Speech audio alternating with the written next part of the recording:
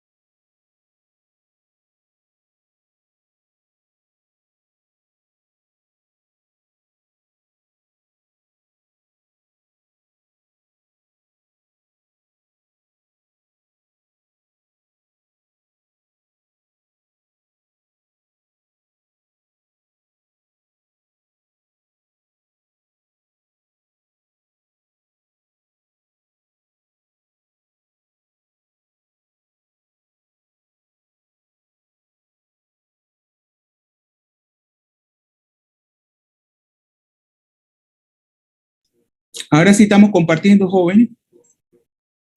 Sí, profe. Sí, profe. Sí, hoy va a ser irregular porque esto es...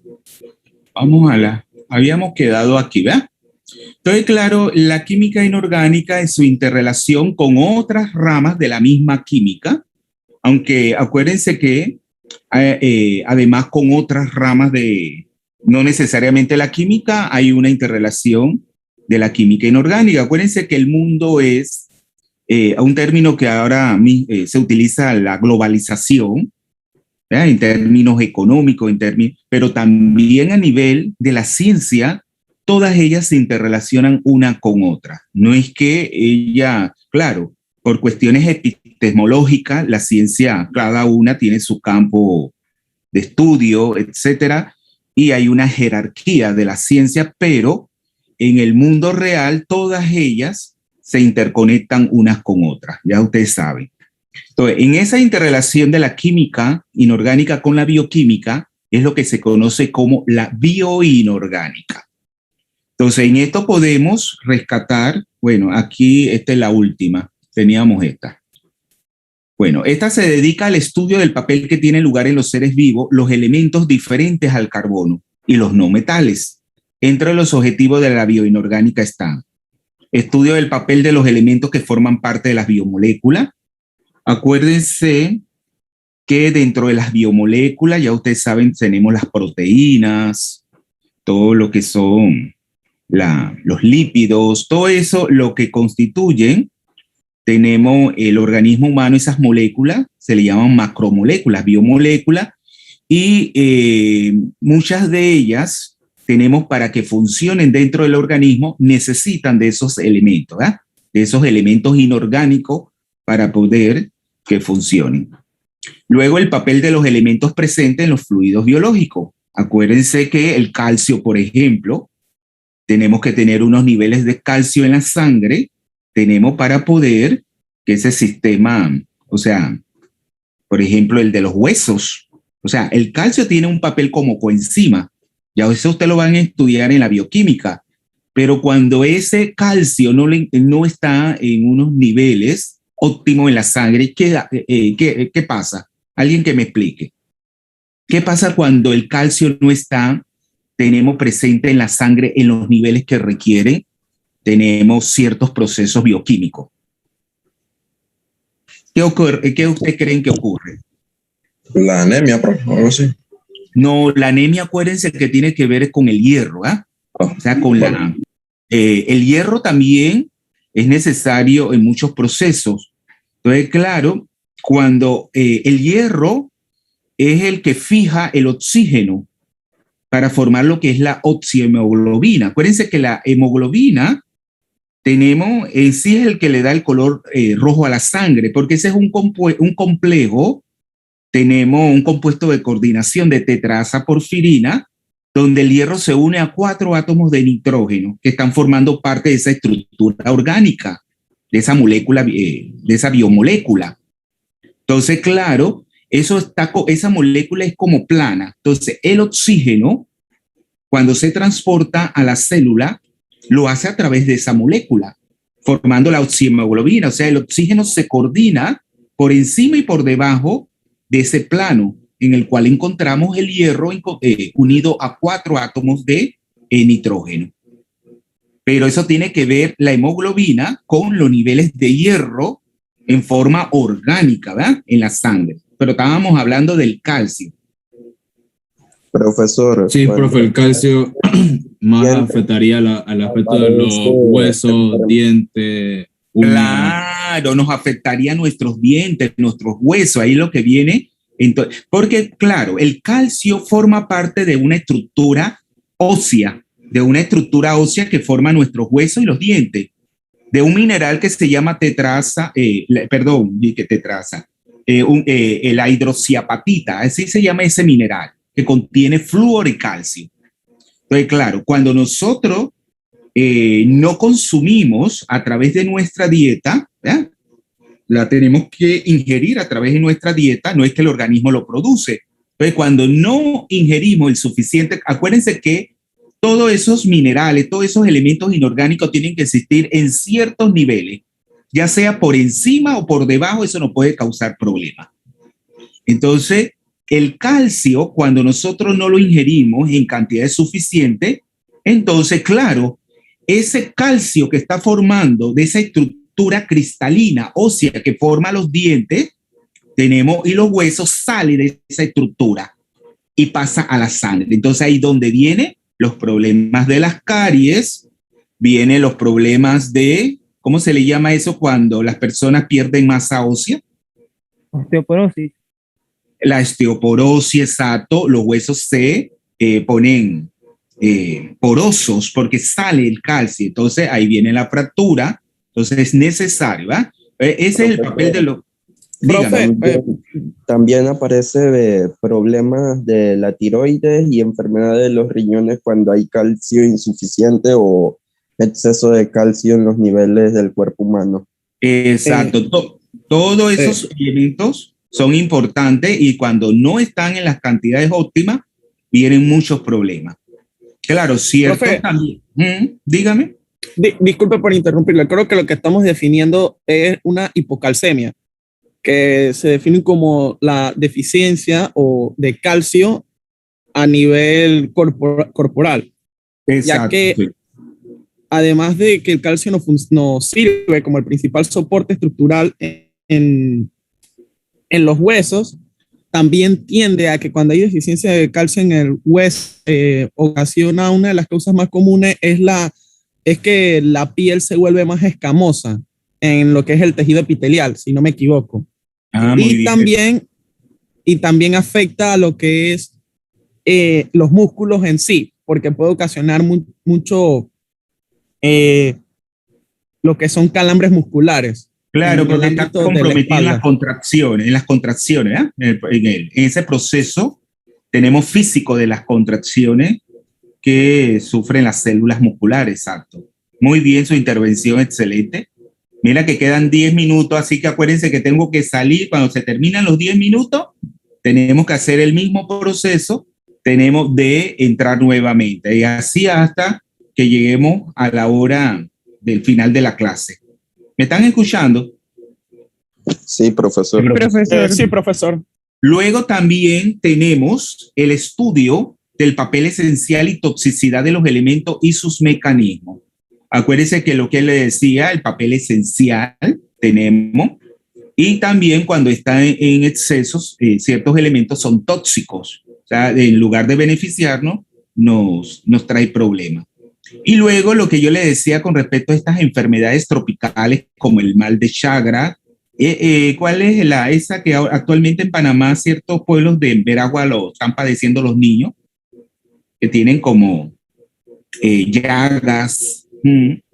Leishmaniasis, profesor. Exacto. Todas esas enfermedades tropicales, la química inorgánica, a través de lo que es la bioinorgánica, porque ahí son fármacos basados en metales que van a actuar de una manera dentro de ese. Primero hay que diseñar esos fármacos que llevan elementos metálicos, como el rutenio, vamos a decir, el rutenio que es un elemento de transición, y luego, claro, tenemos ese fármaco, va a actuar a nivel, vamos a decir, celular, o sea, a nivel de la célula, hay un mecanismo de acción.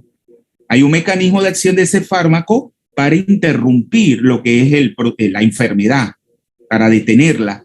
Y también, claro, muchos también se utilizan como agentes de diagnóstico en medicina. En la medicina para detectar ciertas patologías. Entonces aquí lo tenemos más extendido. Por ejemplo, vamos a cerrar aquí. Entonces, por ejemplo, en esa química inorgánica medicinal, acuérdense, él es lo mismo, porque en la medicina está enfocada en los organismos vivos, entonces es la medicina, pero ya ustedes saben que como ciencia, la medicina no es una ciencia, es una profesión basada en la química, la biología y la física. Los elementos esenciales, lo que yo le decía, suplementos minerales, ¿por qué se le llaman esenciales? Porque hay que consumirlo a través de la dieta, no es que el organismo lo va a producir. Por ejemplo, el hierro, el cobre, el zinc, el selenio, EG significa, por ejemplo, como agente de diagnóstico en imágenes de resonancia magnética. Ahí tenemos, por ejemplo, el gadolinio, el manganeso, también el rayos X para obtener imágenes de los órganos. Entonces, la tomografía, por ejemplo, el bario, el yodo, también los inhibidores de enzima, porque muchos metales son necesarios para que las enzimas actúen, pero muchas enfermedades se deben a que al comportamiento anómalo de las enzimas y por lo tanto hay que inhibirlas a nivel medicinal y entonces funcionan de esa manera. Terapia de quelación. Tenemos esa quelación, tiene que ver, acuérdense que ese es un término que viene de la química de coordinación. Quelación es como formar, es como, ya ustedes en química analítica lo han hecho, formar quelatos, o sea, son metales que con ciertos ligandos orgánicos forman lo que es una estructura cerrada de ciertos anillos, ¿verdad? O sea, estructuras cerradas que conforman anillos. Entonces, muchas veces eso contribuye, tenemos a contrarrestar enfermedades, esa terapia de contrarrestar ciertos metales formando estas estructuras anilladas. Y los agentes terapéuticos, ya ustedes saben, para tratar enfermedades, el litio, por ejemplo, ya ustedes saben que el litio lo toman las personas que padecen depresión. Entonces, ciertos medicamentos contienen el litio, el platino, acuérdense que el platino para como agentes antitumorales, tenemos ciertos complejos de platino. El oro también se utiliza, tenemos para el cáncer, o sea, como repartidores de fármacos dentro de la célula, el bismuto, y tenemos los radiofármacos de diagnóstico, por ejemplo, el tecnesio 99 y los terapéuticos como el renio 186. Entonces, eso a grandes rasgos es lo que es ese papel de la química inorgánica en la medicina, que cae dentro de lo que es la bioinorgánica, porque es la inorgánica actuando dentro de los sistemas vivos. ¿Alguna pregunta ya para terminar con esta presentación? Entonces, acuérdense que todo eso es un campo de acción. Tenemos que es bastante extenso, no es que nosotros, y claro, eso no se estudia a nivel de la licenciatura, es a nivel de una maestría en química inorgánica que ustedes van a estudiar todos estos detalles. Por ejemplo, el papel de fármacos, o sea, el diseño de fármacos y los mecanismos por los cuales actúan para contrarrestar estas enfermedades tropicales, que es un campo de investigación, etcétera. Profe, tengo una pregunta. Síganme. Sí, lo que estaba hablando sobre las presentación, yo había investigado que es una molécula que tiene un anillo que absorbe metales, ¿verdad? La quelación. Ajá. Es un tipo de molécula que tiene un anillo que absorbe metales. Sí, porque acuérdense que el quelato, quelar es como, o sea que un metal se coordina, tenemos a los átomos que contiene un ligando y al hacerlo forma una estructura cerrada. O sea, ya coordinar, porque existe lo que, cuando nosotros estudiemos más adelante eso, existe lo que es el efecto quelato y el efecto macrocíclico, que son efectos que estabilizan los compuestos de coordinación, o sea, que contribuyen a una constante de formación de complejos más alta, o sea, donde esa constante de equilibrio, porque contribuye a la estabilidad. Entonces, claro, muchos metales nosotros lo podemos quelar y por lo tanto es una manera de atrapar. Y que, bueno, yo no conozco, no, la terapia en sí no la conozco, pero en eso consiste la quelación, en coordinar ciertos metales, tenemos a través de la formación de enlace con un ligando determinado. ¿Alguna otra pregunta? Sí, es que yo tenía otra pregunta. Mira, si las moléculas de quelatos o otro tipo que atrapan los metales y dentro del cuerpo, entonces, ¿cómo se sacan esas moléculas después? Ah, bueno, eso tendría, bueno, yo desconozco esa parte, pero no sé, a través de la orina se excretaría o no desconozco en sí la manera cómo se extraería del organismo. O a través ya de esta terapia, entonces se contrarresta lo que es el efecto, ya deja de... Pero si les digo, si les soy sincero, desconozco esa parte. Ok.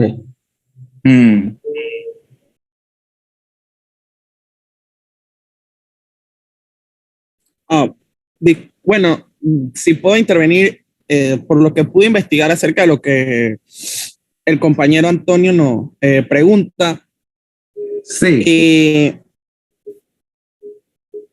Bueno, en el modo de excreción creo que es mediante la orina, ya que estuve leyendo aquí rápido sobre en qué consistía la terapia y dice que consiste en aplicar un aminoácido sintético llamado ETA, que es el ácido etileno diamino tetracético.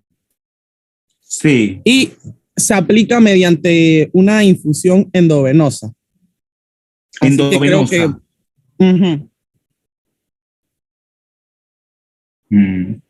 Y dice que uno de los objetivos, como hemos visto, es atrapar los metales pesados, como el plomo, aluminio, cobre, cadmio y arsénico, para extraerlo a través de los riñones. Ya después de ahí no especifica. Porque acuérdense que por ejemplo, esos metales pesados interfieren a nivel neuronal, de las neuronas, y eso puede causar problemas de, vamos a decir, de rendimiento escolar. Por ejemplo, si nosotros nos contaminamos de metales pesados como el plomo, el mercurio, a través del ambiente,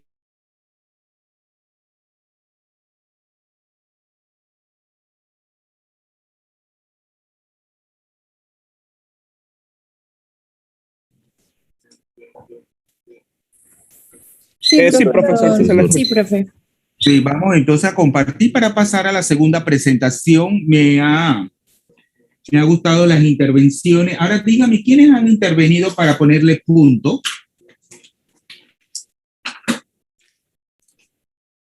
¿Jóvenes? Almanza Abdiel. Almanza Abdiel. Usted dijo, usted habló sobre... Mencioné acerca de la hipocalcemia, que es la deficiencia de calcio en el cuerpo. Muy bien. Tiene 4 puntos. Sí, tiene 4 puntos. Acuérdense que yo les voy poniendo puntos por sus participaciones. Bien, eso le va sumando a los parciales. ¿Quién más intervino? Franklin Ortega. Franklin Ortega. Usted habló sobre La enfermedad de los riñones y que también la tiroides y eso. muy bien, tiene 4 puntos. Muy bien, ¿quién más? ¿Quién más intervino? Edgar Hobsbawm, que respondió sobre cuando preguntaste por el calcio. Sobre el calcio. ¿Y usted habló sobre? No, te preguntó en qué afectaba lo del calcio y había respondido que la falta de calcio afectaba más bien la parte ósea del cuerpo, los dientes, las uñas, los Muy huesos. bien. ¿Tu nombre me dijo? Edgar Hobsbawm. No le escucho. El Edgar nombre. Hobsbawm. Edgar Edgar. ¿Y el apellido? Hobsbawm.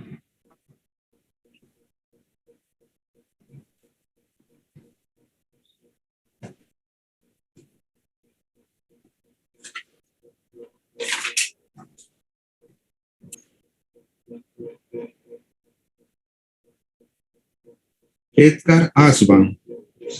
Él tiene 4 puntos también. Edgar Osborne. Nadie más, ¿verdad? Hablaron solo chicos, ¿no? Profe, yo también, Antonio. Antonio, ¿qué dijo? Antonio son sobre la relación. Ya. Antonio, su apellido. Son. Son. Z. Sí, ya yo sé, el chico de origen asiático, ¿no?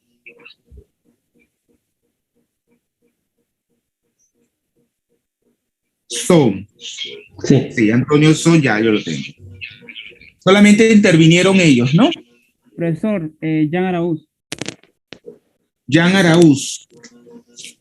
Sí, yo comenté sobre la osteoporosis, la enfermedad de los huesos. Ya. Jan Araúz. Jan Araúz, bien. Ya voy.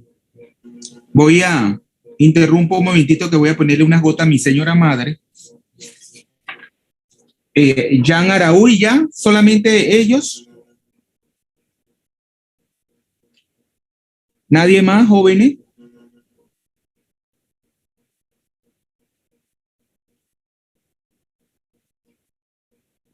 Bueno, vamos a compartir la pantalla para seguir. Vamos entonces a cerrar aquí esta presentación y vamos a comenzar con... ¿Estamos compartiendo la pantalla? Sí. Sí, profesor. Sí, vamos entonces a comenzar con este tema. Me permiten un momento que voy a ponerle unas gotas a mi señora madre.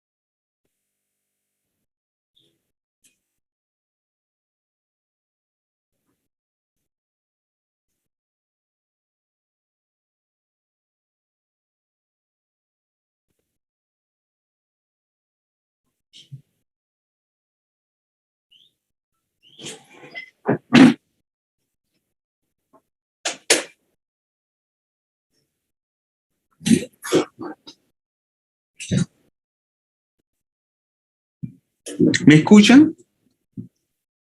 Sí, profesor. Sí, profesor.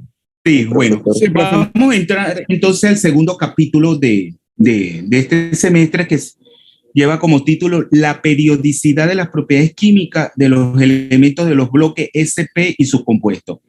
Ahí S y P debería estar en minúscula, pero cuando nosotros después en el cuarto capítulo, nosotros vamos a terminar con los términos espectroscópicos.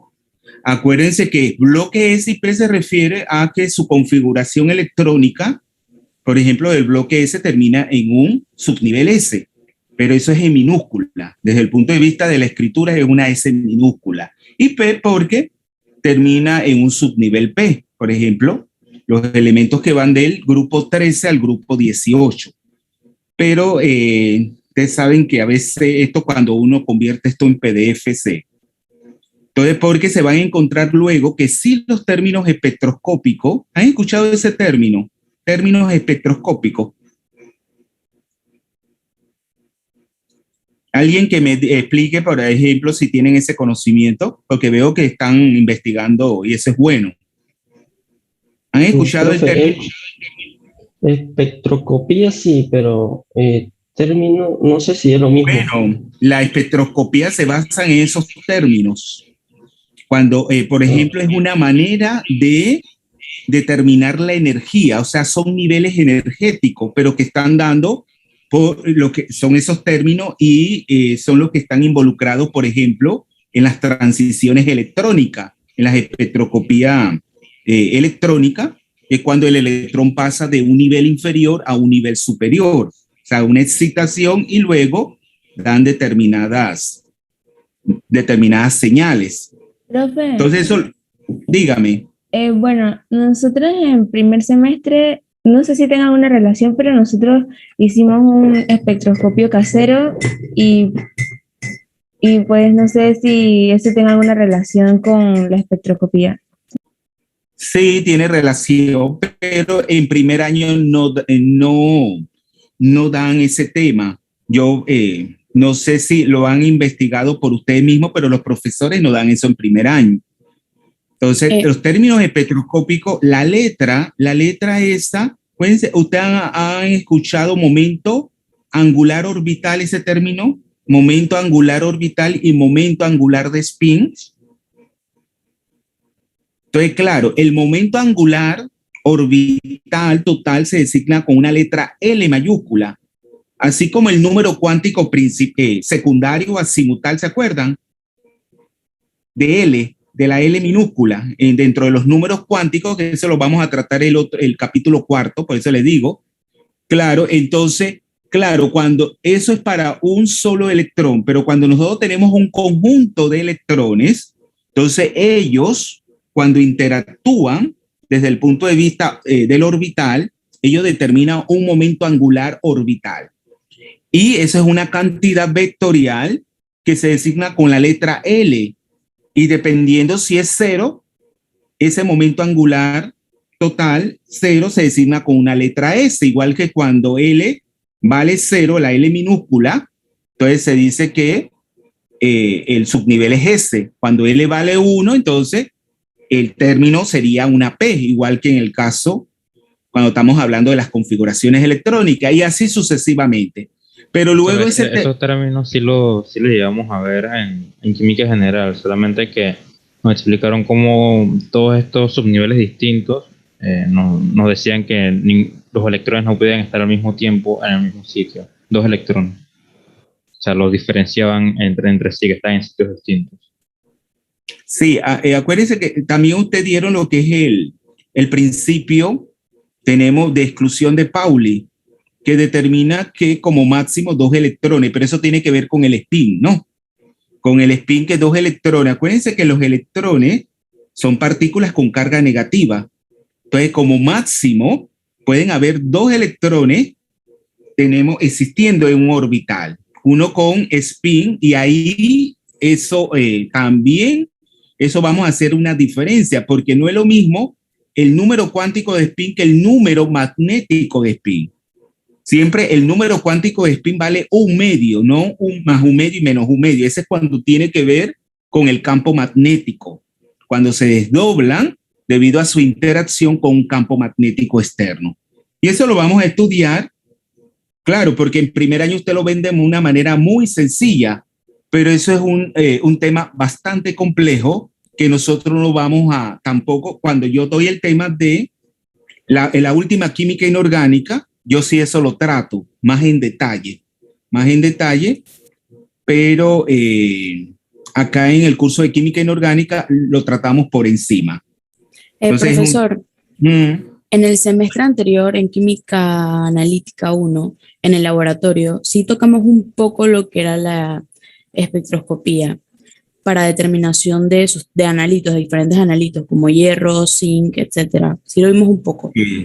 Excelente. Pero ustedes en química analítica lo visualizan como una técnica analítica, ¿ven? Es el aparato, cómo se preparan las muestras, cómo se hace la calibración del aparato, luego pero no tratan el fundamento. Por eso yo les decía, estas materias les cuesta más a ustedes, porque ahí siempre van todo eso cuando uno le habla de campo magnético, eso es física.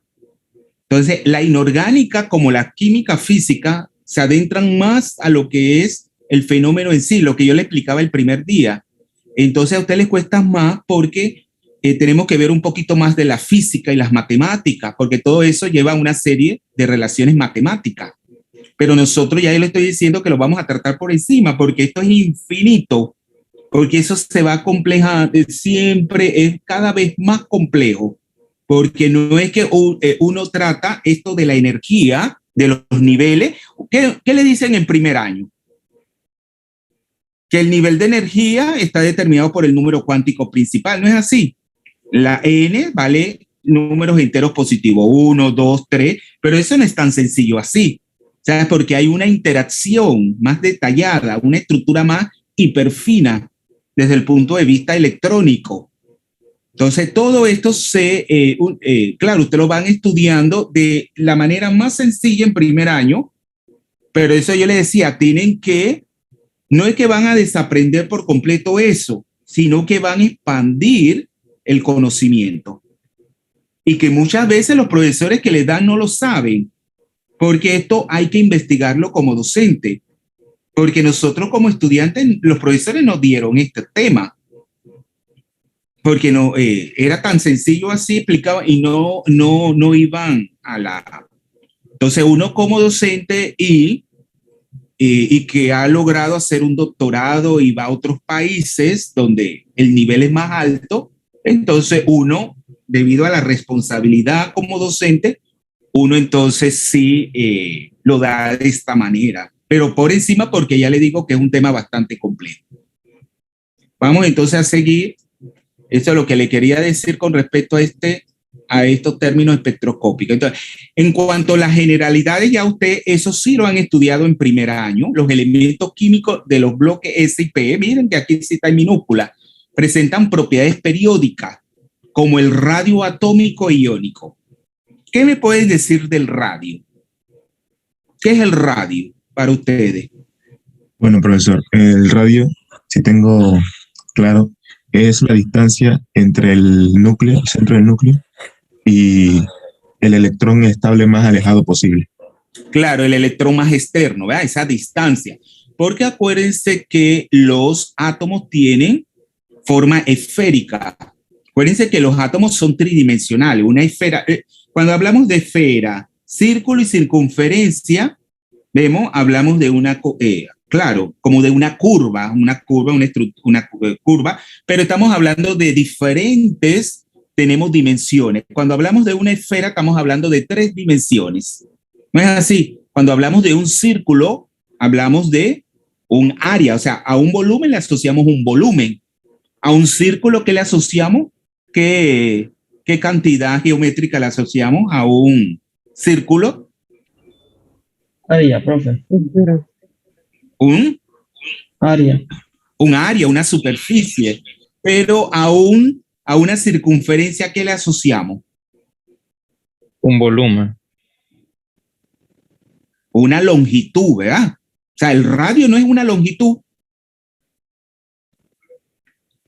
Acuérdense que el radio Sí, es una longitud. pero la longitud no Cuando es lo que hablamos, la haría tridimensional en este caso. sí, claro. Cuando hablamos de una circunferencia es una longitud, ¿verdad? Una longitud. Cuando el radio es la distancia del centro, tenemos del círculo al punto, a cualquier punto de la circunferencia. La circunferencia también es un perímetro, es una longitud. Pero los átomos son esféricos y también sus núcleos.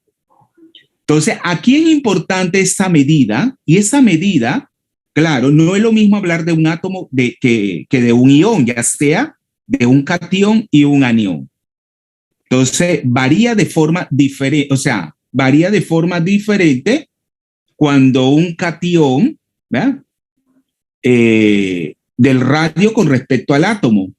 Y con respecto a cómo varía el radio de un anión con respecto al átomo del cual se forma. Porque acuérdense que los electrones, que es lo que se pierde o se gana en los átomos para formar los iones, ellos determinan, tenemos una repulsión interelectrónica cuando ingresan a un átomo. Igual cuando ellos salen, entonces contribuyen a una estabilidad porque hay menos carga negativa.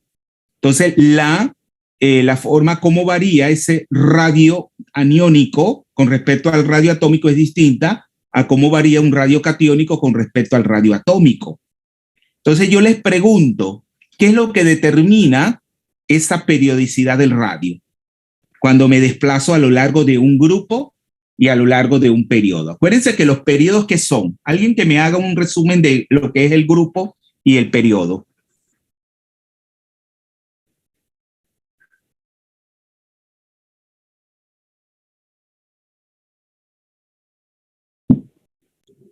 Profe, los grupos son lo que se encuentra en... Espérense un momentito, que alguien me está... aquí está, Hernández me está pidiendo admisión. Es que son tantas cosas que... Ya, siga. Los grupos son lo que se encuentra en columna, en la tabla periódica, y los periodos son lo que se encuentra en filas. Bueno, los en la fila, muy bien. O sea que los grupos son las columnas. ¿Y cuántas columnas o grupos existen en la tabla periódica? 18, profe. 18, profe. 18. Acuérdense que 18 es un número mágico. Es un número mágico y porque son 18 grupos que existen en la tabla periódica y 118 elementos químicos. Si uno se va hasta el periodo 7 del grupo 18, son 110, es un número mágico. ¿Y cuál es la masa molar del agua? 18, profesor. 18, profe. 18 es un número mágico, el 18. Entonces es como por ejemplo, los judíos, para ellos es un número de suerte. ¿Ah? En cambio, el 17 es un número de mala suerte para los italianos. No el 13. Entonces yo les pregunto, ¿qué es lo que determina que yo coloque? Tenemos los elementos, ya sea en el grupo 1, en el grupo 2, el 3, el 4 y así sucesivamente. Bueno, lo que tienen pasa con los propiedades periodos... químicas similares, profe. Sí, todos los que van a caer en un grupo, a grosso modo, van a tener propiedades similares, ¿verdad? Tanto físicas como químicas. Vamos a ver que después eso no es del todo tan cierto. Pero Lo que pasa en el periodo, entonces, es que tienen propiedades distintas, pero poseen la misma cantidad de niveles en su estructura atómica. ¿qué niveles? O sea, que dentro de o sea, cuando yo, acuérdense que lo que hoy en día está actualmente vigente es el modelo cuántico del átomo. Por eso es que yo les preguntaba, ¿qué es lo que, qué determina que yo coloque elementos en el grupo 1, en el grupo 2 y así sucesivamente? Configuración electrónica. Claro, porque es la configuración electrónica, o sea, el que determina, por ejemplo, que un elemento, su configuración electrónica termine en un subnivel S con un solo electrón, va a ir en el grupo 1.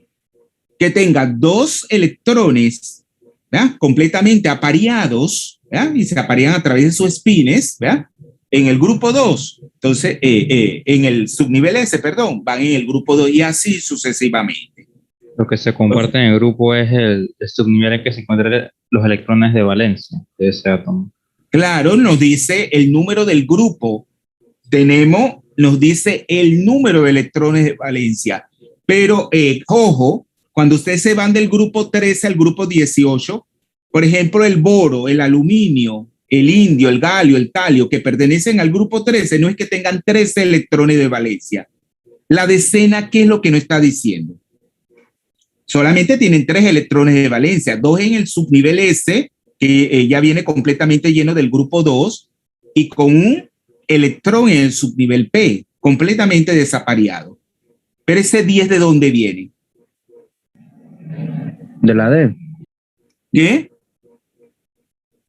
¿De dónde viene la decena? Porque todos contienen una decena, y en el caso del grupo 13, una decena y una unidad. En el caso del grupo 14, una decena, 2 unidades, y así sucesivamente, hasta llegar al grupo 18 con una decena y 8 unidades.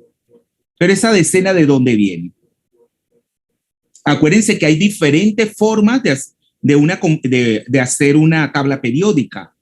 Hay muchas estructuras de tabla periódica, pero la que es la más popular, que es la que es como la compramos comercialmente, porque entonces hablamos del grupo 13, el grupo 14.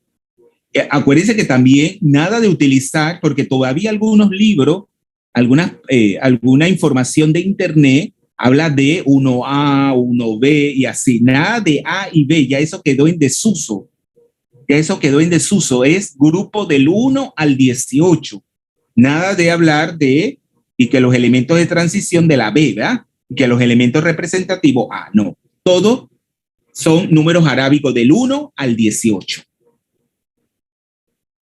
Acuérdense que la decena, ¿qué es lo que le antecede al grupo 3, del grupo 13 al grupo 18? ¿Qué es lo que hay en medio de la tabla periódica?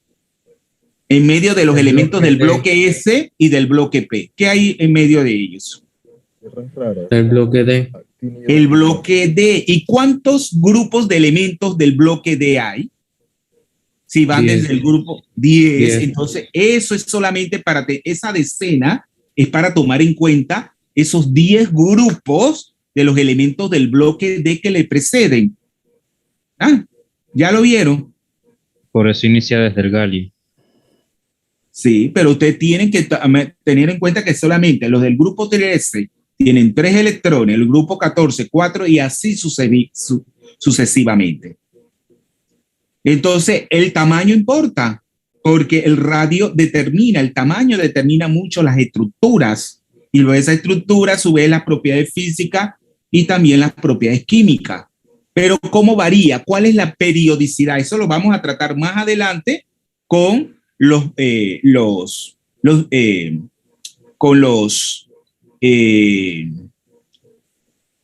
bloques para la comprensión de la tabla periódica, o sea, lo vamos a tratar como la ley periódica, es una ley periódica. Pero ya para irnos entrando en materia, ¿cómo varía ese radio? ¿Varía de la misma forma dentro de un periodo y dentro de un grupo? No, dentro de un grupo aumenta de arriba hacia abajo y dentro de un periodo disminuye de izquierda a derecha. Ah, muy bien, eso es lo que es, vea, la variabilidad. Aumenta en un grupo de arriba hacia abajo, ¿no es así? A medida que voy pasando de un periodo a otro, el radio va aumentando, aunque eso no todo es cierto. Hay muchas cosas que vamos a ir aprendiendo que a veces no es así, pero pues tenemos que explicarlo. Eso es lo que ustedes no hacían en química general. Y luego, muy bien, a lo largo de un periodo va disminuyendo a lo largo de izquierda a derecha, a medida que me voy desplazando hacia esos elementos del bloque P. Pero ¿por qué es así? ¿Quién habló del grupo P? Yo, cuando hablamos del grupo, es porque usualmente los electrones externos están más alejados del núcleo, entonces va aumentando su tamaño a medida que vamos de arriba hacia abajo. En cambio, en el periodo hay un aumento de carga nuclear que hace que los electrones haya una atracción y por lo tanto el radio atómico disminuye. ¿Cuál es su nombre para ponerle sus puntos? Manuela Chong. Manuela Chong también es de origen asiático, ¿no? No. ¿Usted no es de origen asiático? Un abuelo lejano. Ah, ya. Pero no es chinita. No. Pero bueno, me gusta. Este grupo parece que va a ser muy bueno porque tienen esa motivación, ¿verdad? Esa motivación de ir aprendiendo, de leer. Está muy cierto, o sea, la manera, muy bien su intervención, solamente vamos a puntualizar algunas cosas que vamos a ir retomando nuevamente porque a muchos estudiantes les cuesta entender que no solamente es decir cómo si aumenta o disminuye, tenemos que irnos al fundamento de por qué aumenta y por qué disminuye. Cuando hablamos vamos a primero, a ella sí le faltó algo. De partida tenemos que hablar que dentro del átomo, ¿qué modelo físico tenemos que utilizar para racionalizar esto del aumento o la disminución de estas propiedades periódicas, como es el radio, la energía de ionización, la afinidad electrónica, etcétera? ¿Qué modelo ustedes creen que físico es el que se utiliza? Profe, modelo atómico. Sí, es un modelo, sí, el átomo se explica a través de los modelos atómicos, ¿verdad? Que en este caso es el modelo mecánico cuántico. Modelo cuántico. Pero es un modelo de qué tipo? Electros, físicamente hablando. Porque acuérdense que el núcleo está conformado, o sea, a grande rasgo, contiene los protones que tienen carga positiva y los neutrones que no tienen carga. Entonces, ¿qué carga va a tener el núcleo? Una carga positiva. Y los electrones tienen carga negativa. Por lo tanto, entre esas cargas positivas, determinada por la cantidad de protones que hay en el núcleo, por lo tanto, ella habló ahí de carga nuclear, ¿se acuerdan? Que es lo que determina a lo largo de un periodo que vaya disminuyendo. Entonces, la carga va a traer lo que son los electrones que tienen carga negativa. Entonces, es un modelo electrostático. ¿Y qué modelo y qué ley se aplica a ese modelo electrostático? Cuando ustedes hablaron, desarrollaron ese tema de electromagnetismo en física, ¿qué modelo, qué ley se aplica a ese modelo electrostático? Ley de Coulomb. La ley de Coulomb. Acuérdense que en el francés todo es agudo. Ley de Coulomb. No ley de Coulomb. ¿Eh? Ley de Coulomb. Entonces, la ley de Coulomb, ¿quién me la explica?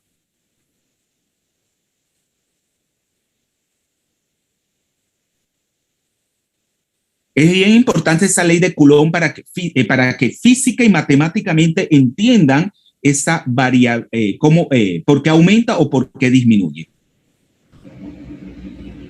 Pues la fuerza de atracción o repulsión, dependiendo de la interacción de la carga, depende de la constante de Coulomb y de las cargas de ambas cargas, y es inversamente proporcional a la distancia del cuadrado, el radio entre ellos. Claro, y va una constante. ¿Qué constante va ahí? La epsilon sub cero. ¿Cómo se le llama esa constante de epsilon sub cero?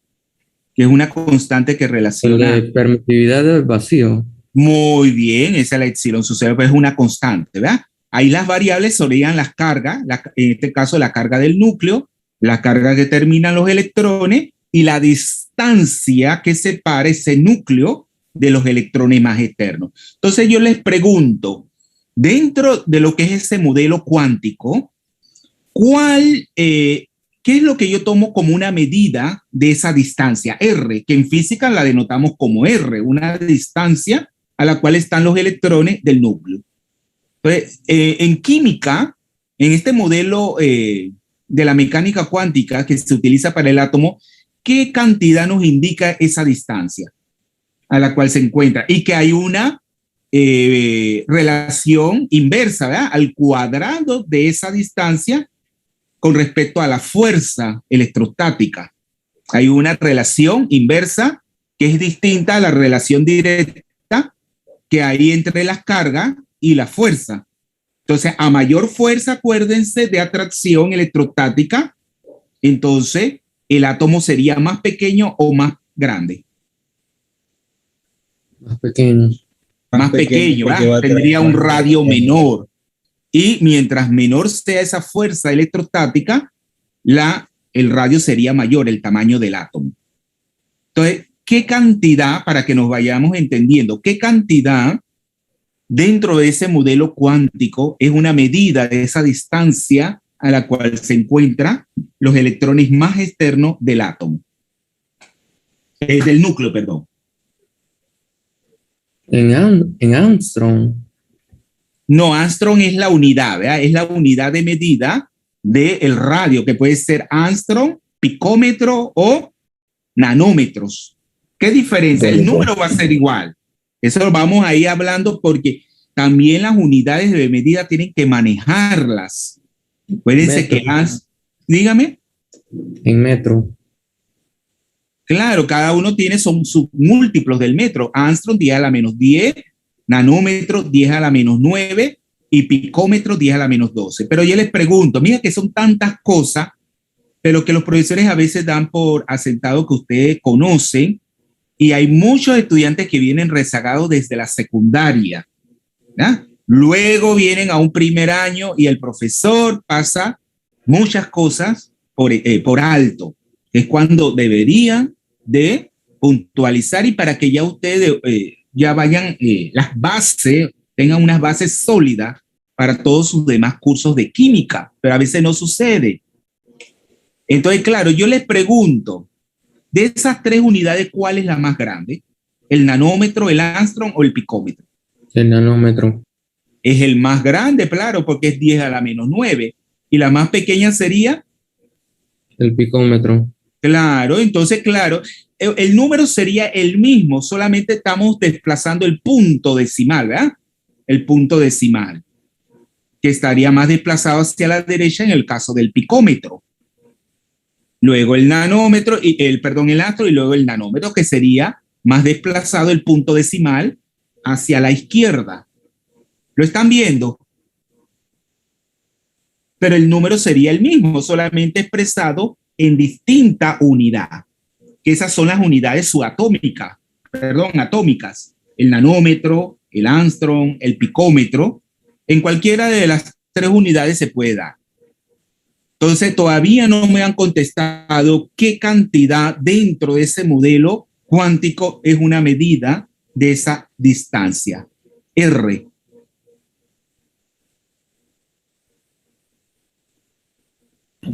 El radio atómico.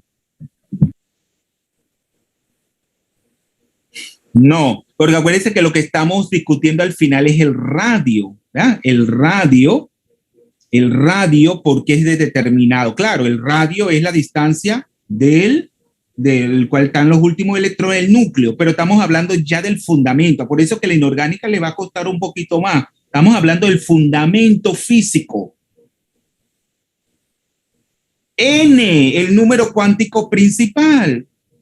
Esa es una medida. Entonces, a medida que yo me voy desplazando en un grupo de arriba hacia abajo, ¿cómo varía N?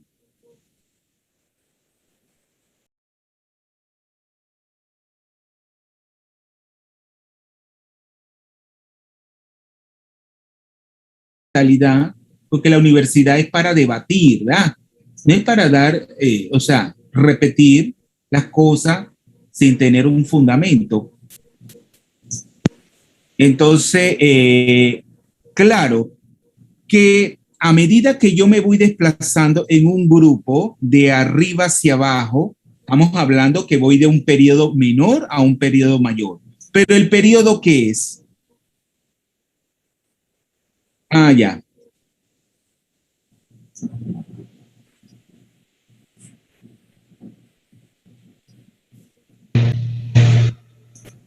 Sí. El periodo, ¿qué es? Ya me habían dicho el grupo que es, pero el periodo que es.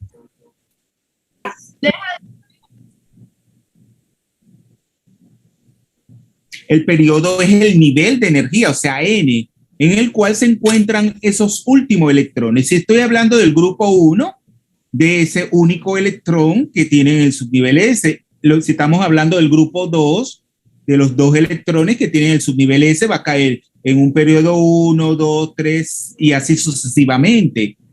Entonces, claro, esta N es una medida de la distancia a la cual se encuentran esos electrones. Porque ustedes tienen que saber que a medida que yo me voy desplazando en un grupo, ¿qué pasa con el número atómico Z? ¿Permanece constante el número atómico Z? No. Va a aumentar. Va a aumentar.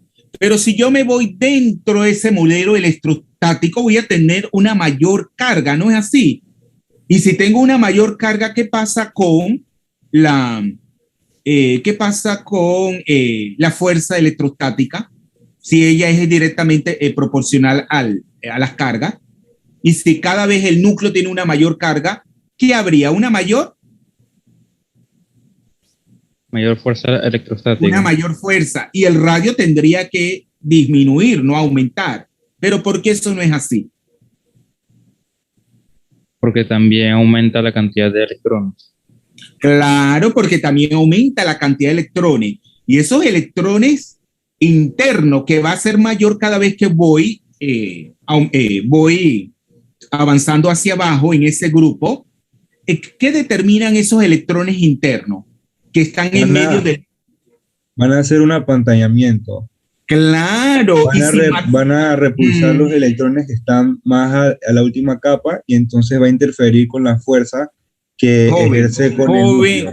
Le voy a decir desde ahora, nada de capa, que no somos Superman, ni Batishica, ni la Supermana. Que en lugar de capa, ¿qué tienen que utilizar? Orbital. No. Su nivel de energía. ¿Ya? Nada de capa. Ya ese término quedó en desuso. Tenemos que usar el término nivel de energía, no capa. Entonces, claro, como muy bien dijo, su nombre es Abraham Mordo.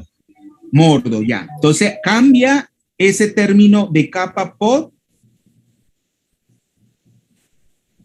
Mordo por nivel, ¿verdad? Vaya cambiando eso porque no es correcto hablar de capa hoy en día.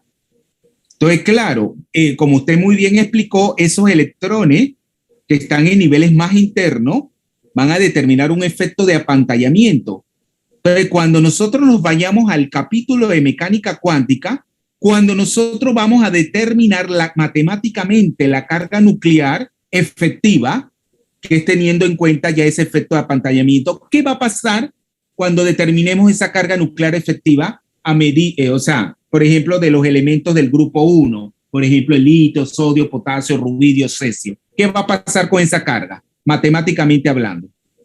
¿Se va a diferenciar mucho o no se va a diferenciar? Claro que sí, porque a medida que avanzamos el efecto de apantallamiento va a ser mayor. Claro, hay más protones en el núcleo, pero también el efecto de apantallamiento proporcionalmente también va a ir aumentando. Entonces, claro, eso contrarresta el aumento de la carga nuclear, el aumento del efecto de apantallamiento, que va a determinar que la carga nuclear efectiva permanezca prácticamente constante. Entonces, el factor que ahí va a determinar el aumento del radio atómico, ¿cuál sería entonces? Ya no sería la carga nuclear efectiva, como lo que pasa en el periodo. ¿Qué es lo que va a determinar que el radio vaya aumentando?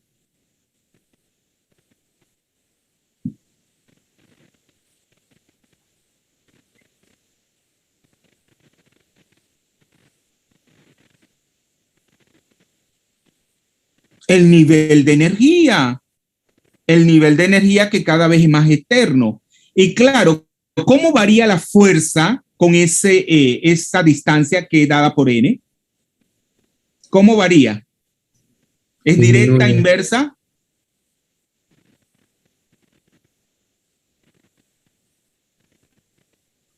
¿Vieron lo que yo les digo? Es una cosa, por eso que ustedes van a ver muchas cosas distintas en este curso, que no lo han visto en ningún otro curso. Entonces, es inversa la fuerza a la distancia, profesor. Claro, varía al cuadrado, al cuadrado, pero en forma inversa. Por lo tanto, eso es lo que va a determinar que la fuerza sea de menor magnitud y por lo tanto el tamaño aumenta, el radio, se hace más grande el átomo. ¿Lo vieron? Pero tan sencillo sería que desde primer año, yo cuando doy primer año lo explico, pero los profesores jamás se limitan a decir, aumenta de arriba hacia abajo, disminuye de izquierda a derecha y ya, no dicen el fundamento, porque ya es un ejercicio que ustedes tienen que hacer, tanto físico como matemático, y no es complicado. Entonces, porque es muy lógico y sencillo, pero te lo explica. Es un modelo que sirve para explicar por qué esos resultados, ¿verdad? Porque esos radios se han medido a través de técnicas espectroscópicas. Cuando vayamos a los parámetros atómicos, vamos a entrar más en detalle en esto del radio, ¿verdad? Y que tenemos diferentes tipos de radios. No todos tenemos radio iónico, radio covalente, radio metálico. Acuérdense que la inorgánica no es sencilla, es compleja. Tenemos muchos tipos de radios. El más complicado de determinar es los radios iónicos. Entonces, ¿pero qué pasa cuando me desplazo a lo largo de un periodo? ¿Podemos racionalizar la disminución de izquierda a derecha de la misma manera?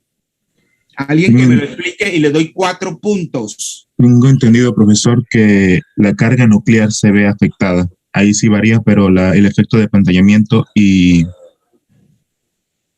¿Qué pasa si yo estoy hablando a lo largo de un periodo? No lo voy a decir, quiero que usted mismo me lo diga. El nivel se mantiene igual, el nivel de energía. Claro, porque estoy hablando del mismo periodo, pero el mismo periodo, el N es constante. Ahora, no es la carga nuclear efectiva, tenemos que va a variar, que se va a mantener constante, sino N. Y por lo tanto, la carga nuclear efectiva va a ir, claro, en una unidad, pero ya sabemos que no es una unidad, porque tenemos que tener que el efecto de apantallamiento no es, vamos a decir, homogéneo. Entonces, no es que el que está a la derecha va a aumentar en una unidad la carga nuclear efectiva. Va a ir aumentando, pero de poco a poco. Y eso es lo que va a determinar, claro, a una mayor carga nuclear efectiva, hay una mayor fuerza de atracción electrostática y por lo tanto el tamaño disminuye el radio. ¿Cuál es su nombre para ponerle sus 4 puntos? De León, Edrin. Edrian. ¿Es Edrian o Edrian?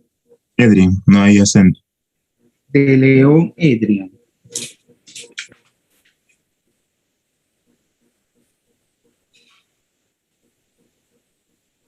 Aquí está. Entonces, ¿lo ven? Entonces, vamos a terminar aquí y el día puede ser que ya esté funcionando la plataforma el día miércoles. Ojalá. ¿Alguna pregunta hasta el momento?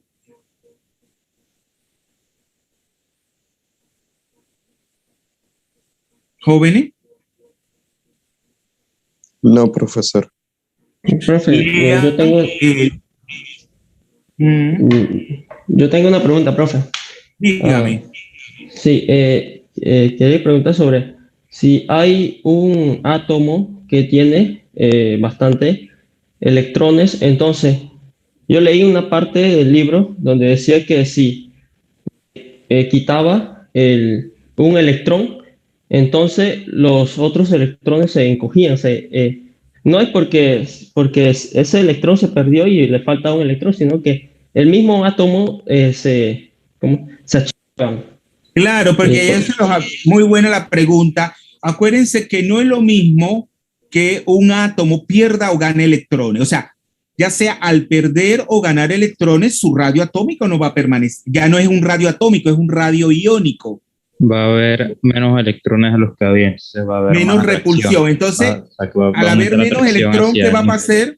Va a haber más atracción hacia el núcleo y va a disminuir el radio atómico. Claro, el radio va a disminuir, porque esos electrones que va a ir perdiendo determinan una mayor estabilidad, porque también los electrones determinan, como tienen la misma carga, determinan una repulsión entre ellos.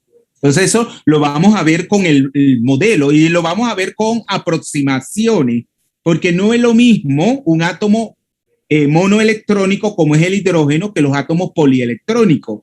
Entonces, ¿cómo tomamos en cuenta esas repulsiones intraelectrónicas?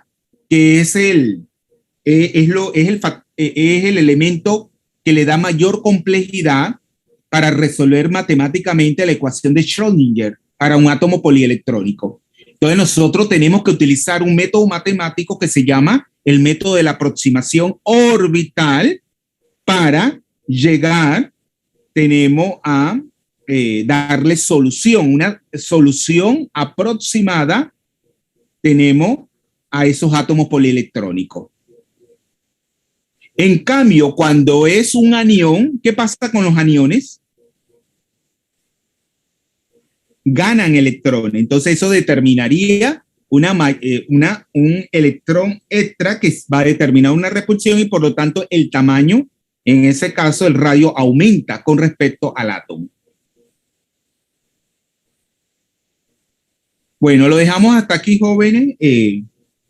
Nos veríamos el día miércoles. Puede ser que ya esté funcionando la plataforma.